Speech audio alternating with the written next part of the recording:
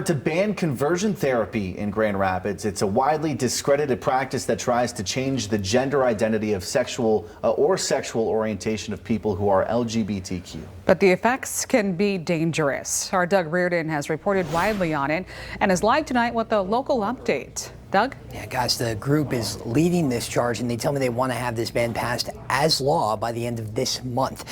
Grand Rapids wouldn't be the first city in Michigan to criminalize the practice that, according to statistics, makes LGBTQ people twice as likely to attempt suicide as their peers who don't undergo it.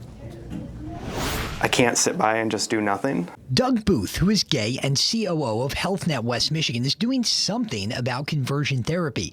As it stands, the widely discredited practice that tries to change an LGBTQ person's sexual orientation or gender identity is currently legal in the city of Grand Rapids. We're still seeing and hearing about the damage that's being done, and it needs to be banned in the strongest possible way. 7 other cities and towns in Michigan have issued local bans on conversion therapy, including East Lansing, Royal Oak, and Ann Arbor. Booth has already talked to the city's Community Relations Board, and it's likely the ban could be passed by the City Commission by the end of the month, either in a new ordinance unto itself or through an amendment to the city's Human Rights Ordinance.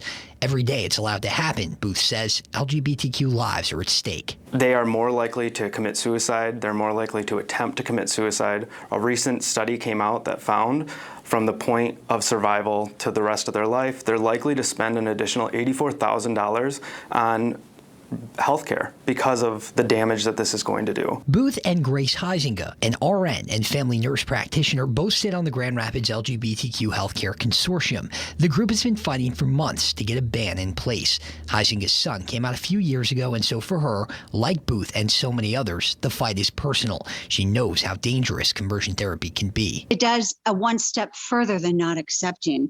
It is telling you that not only are you not accepted and loved unconditionally, you're also taught to be something different, and we want you to be something different. According to the Williams Institute at the UCLA School of Law, an estimated 698,000 LGBTQ people will go through conversion therapy in their lifetime.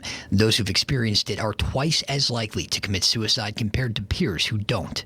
As it stands right now, there are hundreds of bills in states across the country aiming to strip LGBTQ rights. So Booth says this effort is a small step towards making Grand Rapids a safer place, a more welcoming place. I'm also talking with East Grand Rapids, Saugatuck, Douglas, and I will be reaching out to pretty much every other major city, because if Grand Rapids can do it, everyone can.